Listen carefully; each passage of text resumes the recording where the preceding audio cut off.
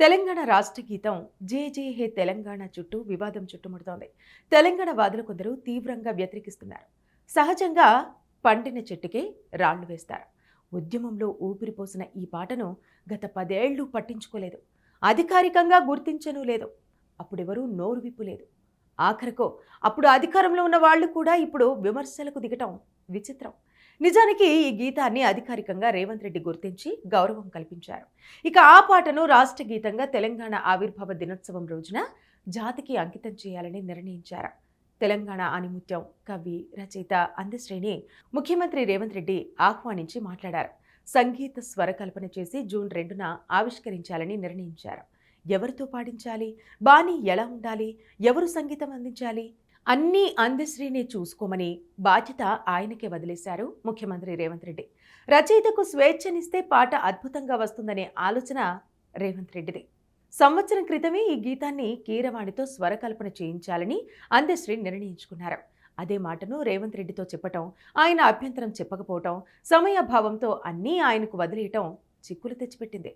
తెలంగాణలోనూ సత్తా ఉన్న సంగీత దర్శకులు ఉన్నారని తెలంగాణ వాదులు వాదిస్తున్నారు.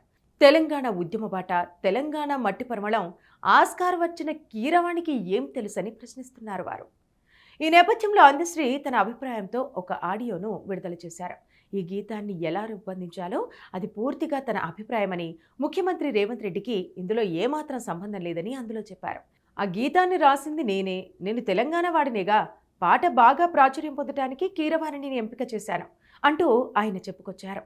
పాట బాగా రావటానికి పక్క రాష్ట్రం వారికి అప్పగించాలా అని చాలామంది తెలంగాణ వాదులు ఆగ్రహంగా ప్రశ్నిస్తున్నారు.